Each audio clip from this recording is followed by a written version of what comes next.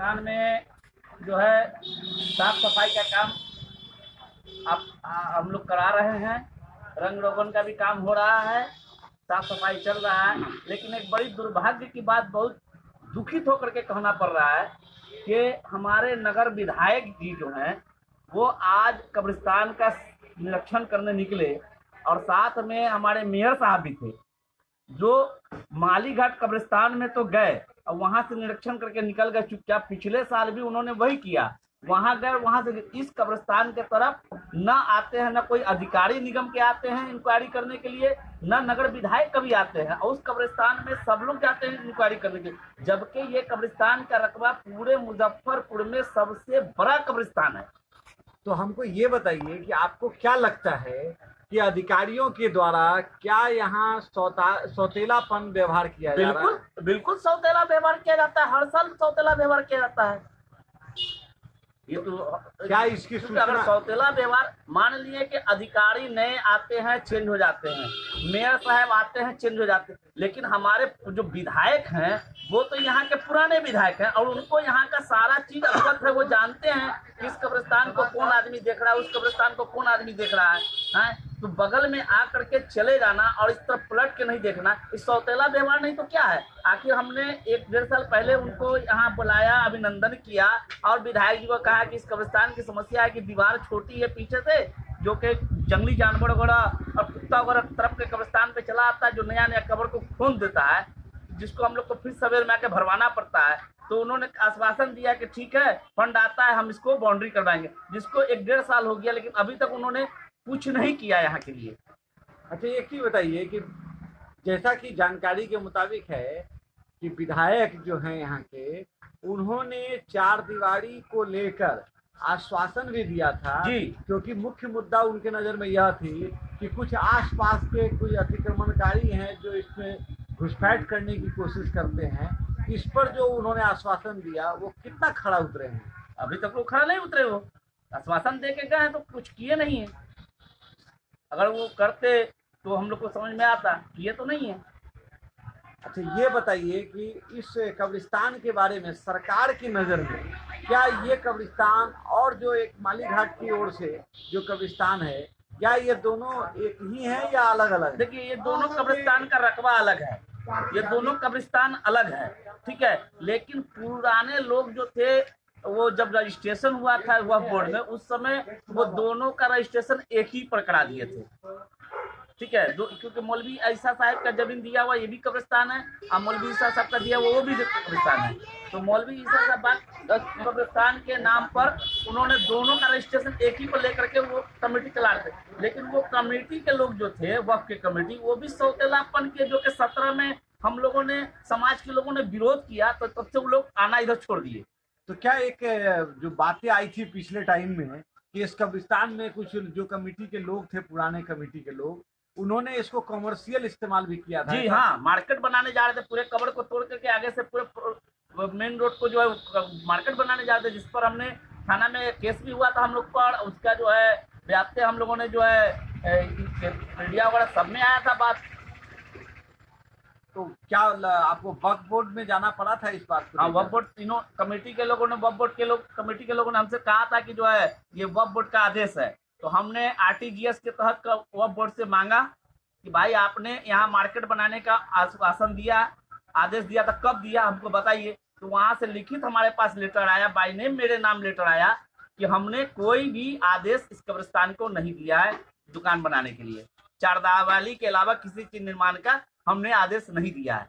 तो इसका मतलब है ये जो भी पुराने कमेटी के लोग थे उस टाइम वो से ही अपनी उगाई के लिए कर रहे थे, अपनी माल कमाने के लिए कर रहे थे। अच्छा, अपने माल कमाने के लिए कर रहे थे। आप लोग कब से इस कब्रिस्तान की देख? 2017 से हम लोग इसको देख रेख कर रहे हैं। क्या परिचय हुआ आपका? मेरा मोहम्मद उस्मान अंसारी, गुलाब नाम हुआ मेरा। इस कब्रिस्तान को हम देख रहे उस समय से हम कर रहे हैं और हमारे मित्र हैं, सेक्रेटरी जिनको हम लोग बनाए, मोहल्ला के लोगों ने चुन के बनाया, फुल बाबू ये हैं, दोनों आदमी मिलकर हम लोगों ने इस कब्रिस्तान को 17 से आज तक देख रहे हैं।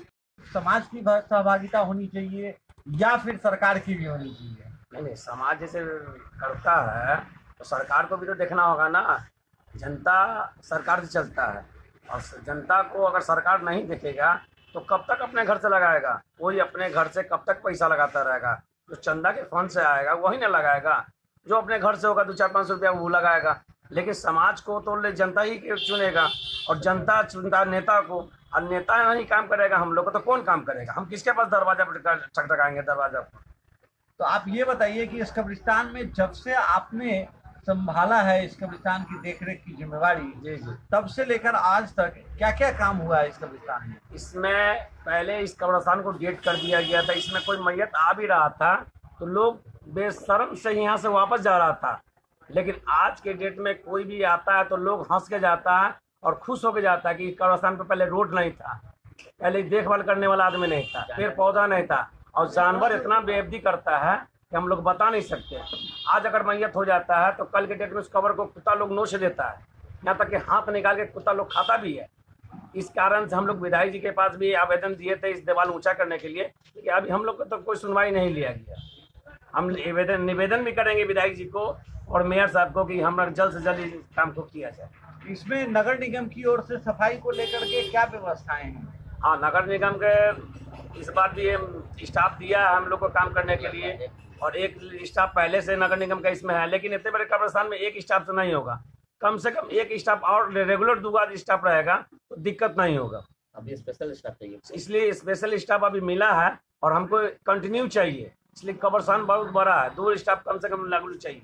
अच्छा, ये कब्रिस्तान में बहुत बड़ी बड़ी झाड़ियां, बहुत बड़े बड़े जंगल होते थे, इस जंगल की सफाई को लेकर आपको क्या नगर निगम ने कुछ मदद किया है क्या? कुछ मदद नहीं किया, नगर निगम से कुछ मदद हम लोग को नहीं मिला।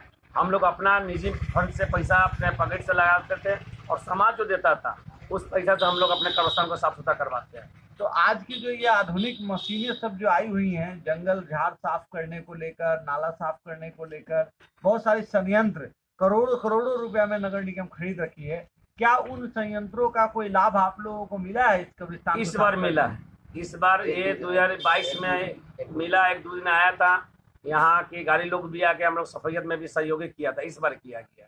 तो क्या उससे संतुष्ट हैं आप लोग? हाँ, संतुष्ट तो है ही है, संतुष्ट नहीं है ऐसा बात नहीं, संतुष्ट है, लेकिन उससे काम चलेगा नहीं। इसमें कंटिन्यू लेबर देख के मांग कर रहे हैं कि लेबर कंटिन्यू चाहिए। बचा हुआ हमारे पास जंगल का अभी क्या स्थिति है? जंगल बचा हुआ है और इसमें बब कोट चाहिए हमको, उसका जंगल साफ करने के लिए। तो बब कट के लिए आपने क्या मांग किया है क्या? हम नगर आयोग को दिया गया है, चिट्ठी दिए हैं हम लोग जाके, उसके बाद विचार करेंगे क्या करते हैं उसके आगे। आपके इलाके के जो जमदार हैं, जो इंस्पेक्टर हैं, क्या उन लोगों ने आपका कोई मदद नहीं किया है? उनको भी कहा गया है। नहीं, उनको कहा गया है, वो अपने तरफ से जो अपने इंस्पेक्टर अपने हाथ में जो काम होता है वो इंस्पेक्टर अपने हाथ से काम करते हैं। जरूरी नहीं है कि हम उनका खिलाफ जा रहे हैं, वो काम करते हैं, लेकिन इंस्पेक्टर जो आदेश मिलेगा वही नहीं काम करेगा वो। आज ये बताइए कि आज जो एक भ्रमण की बात आई, निरीक्षण की बात आई, जो विधायक जी और ये मेयर दोनों व्यक्ति, मेयर और विधायक दोनों ने निरीक्षण किया इसासाबाग कब्रिस्तान माली घाट का, और आपके तरफ जो ये रामबाग टीचर्स ट्रेनिंग कॉलेज के सामने का जो ये इसासाबाग कब्रिस्तान है, इसमें किसी प्रकार की निरीक्षण नहीं हुई। इससे आप कितना आहत हैं? इसमें आहत तो यही है कि इसमें 2 नज़रिया देखा जाता है। उस कब्रिस्तान में फंड भी आता है, उस कब्रिस्तान के लोग भी दिल खोल के चंदा देते हैं और वहाँ काम भी बहुत अच्छा होता है। लेकिन इस कब्रिस्तान में सोच समाज के लोग जो कुछ देते हैं वो इसी से हम लोग निर्भर होते हैं। लेकिन यहाँ विधायक जी और मेयर साहब आके निरीक्षण करते हैं तो आगे का काम परिवेश में हम लोग को नजर आता है कि लोग भी हम लोग को देखभाल करने के लिए एग्रू है करते हैं। क्या लगता है इसमें ऐसा तो नहीं है कि जो पूर्व कमेटी में जो लोग थे, चूंकि वो वार्ड नंबर 38 के पार्षद महोदया के पति हैं जो पूर्व कमेटी में थे, और आप भी पार्षद प्रत्याशी के रूप में आपकी भी पत्नी हैं, तो ऐसा तो नहीं कि राजनीतिक विद्वेषता के कारण, चूंकि जो वर्तमान पार्षद महोदया के पति हैं उनका खेमाबाजी चल रहा है विधायक के साथ, तो कहीं ऐसा तो नहीं हो कि राजनीतिक विद्वेषता के कारण ऐसा वो लोग कर रहे हैं? क्या लग रहा है? हो सकता है, अच्छा, हो सकता है, इसलिए कि हम लोग को भी इस कब्रिस्तान में जब पहले हम लोग भिड़े थे 2017 में, तो हम लोग भी तोड़ फोड़ करके इसमें हटा दिया गया था। इसमें दुकान किया जाता है। जिस कब्र पर हम लोग फतवा भी निकाले थे इस कब्रिस्तान का, जो मदरसा जामुन से फतवा निकाले थे कि जिस कब्र पर जो कब्रिस्तान पर अगर कब्र हो वहाँ दुकान के निर्माण नहीं कर सकते हैं, इसमें हम लोग विरोध किए थे। और विरोध के कारण इकबाल कुरैशी ने अपने समाज के साथ मिल के हम लोग पर 6 आदमी पर FIR किया गया था। हम लोग कोर्ट से बेल लिए। तो आपको क्या लगता है कि राजनीतिक जी जी, राजनीतिक तहत में ये मेयर साहब विधायक जी यहाँ नहीं आ पाए। तो जबकि नियमतः तो विधायक या मेयर जो भी हैं वो सबके लिए हैं। जी जी, तो फिर ऐसे स्थिति में ऐसा जो व्यवहार अगर आपके नजर में है तो इस पर आप विधायक जी को क्या कहेंगे? विधायक जी को हम यही कहेंगे कि आदमी को अच्छा कहें और आके निरीक्षण करें, इस कब्रिस्तान को देखभाल भी करें और अपने फंड से जो हो वो हम लोग को सहयोगी करें। क्या परिचय हुआ आपका? मेरा नाम मोहम्मद फूल बाबू हुआ। ये मौलवी ईसा साहब कब्रिस्तान के कमेटी के मेंबर है।